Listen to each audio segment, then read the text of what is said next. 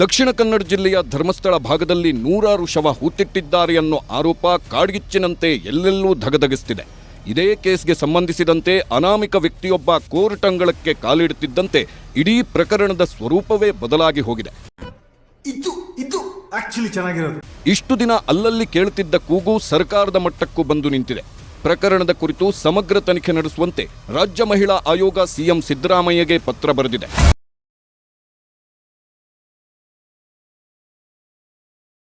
ಧರ್ಮಸ್ಥಳದ ಶವರಹಸ್ಯ ಭೇದಿಸಲೇಬೇಕು ಅಂತ ಮಹಿಳಾ ಆಯೋಗ ಎಂಟ್ರಿ ಕೊಟ್ಟಿದೆ. ಆರೋಪ ಪ್ರತ್ಯಾರೋಪಗಳ ನಡುವೆ ಹೊಯ್ದಾಡುತ್ತಿರುವ ಈ ಪ್ರಕರಣದ ಇಂಚಿಂಚು ಮಾಹಿತಿಯನ್ನ ಕಲೆ ಹಾಕಬೇಕಿದೆ. ಇದಕ್ಕಾಗಿ ಎಸ್ಐಟಿ ರಚನೆಯ ಅಗತ್ಯವಿದೆ ಎಂದು ಮಹಿಳಾ ಆಯೋಗದ ಅಧ್ಯಕ್ಷೆ ನಾಗಲಕ್ಷ್ಮಿ ಚೌಧರಿ ಸಿಎಂಗೆ ಪತ್ರ ಬರೆದಿದ್ದಾರೆ. ಪತ್ರದ ಪ್ರಮುಖಾಂಶಗಳು ಏನು ಅಂತ ನೋಡೋದಾದ್ರೆ,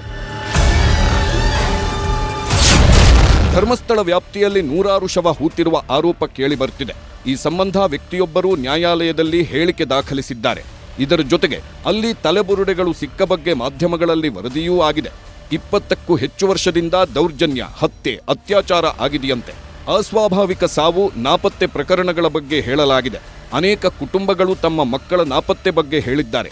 ಪೊಲೀಸ್ ಠಾಣೆಗೆ ಹೋದಾಗ ಸ್ಪಂದಿಸಿಲ್ಲ ಅಂತ ಆರೋಪಿಸಿದ್ದಾರೆ. ಅಯ್ಯೋ, ನಿಮ್ಮ ಲಜ್ಜೆಗೆಟ್ಟವರು ಕಣ್ರಿ ನೀವೆಲ್ಲ. ನಿಜವಾಗ್ಲೂ ಐ ಟೆಲ್ ಯು ಆನೆಸ್ಟ್ಲಿ ಹೇಳ್ತೀನಿ.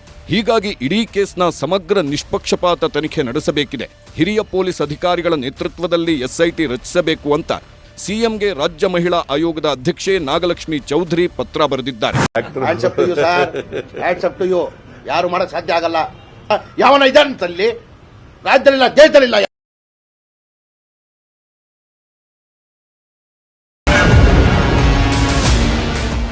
ಒಟ್ನಲ್ಲಿ ಧರ್ಮಸ್ಥಳ ಭಾಗದಲ್ಲಿ ನೂರಾರು ಶವಗಳನ್ನ ಹೂತಿಟ್ಟಿದ್ದಾರೆ ಅನ್ನೋ ಆರೋಪಕ್ಕೆ ಮೇಜರ್ ಟ್ವಿಸ್ಟ್ ಸಿಕ್ಕಿದೆ. ಮಹಿಳಾ ಆಯೋಗವೇ ಸಿಎಂ ಹಾಗೂ ಎಸ್ಪಿಗೆ ಪತ್ರ ಬರೆಯುವ ಮೂಲಕ ಶವ ಹೂತಿಟ್ಟಿದ್ದಾರೆಂದು ಆರೋಪದ ಪ್ರಕರಣದ ಮೇಲೆ ಬೆಳಕು ಚೆಲ್ಲಲು ಪ್ರಯತ್ನಿಸಿದೆ.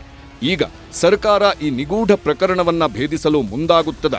ಅನಾಮಿಕ ವ್ಯಕ್ತಿ ಈಗಾಗಲೇ ಕೋರ್ಟ್ ಮುಂದೆ ದಾಖಲಿಸಿರುವ ಹೇಳಿಕೆಯನ್ನ ಆಧರಿಸಿ ಇಡೀ ಪ್ರಕರಣದ ಸತ್ಯಾಸತ್ಯತೆಯ ಬಗ್ಗೆ ತನಿಖೆ ನಡೆಯುತ್ತಾ ಎಂದು ಕಾದು ನೋಡಬೇಕಿದೆ.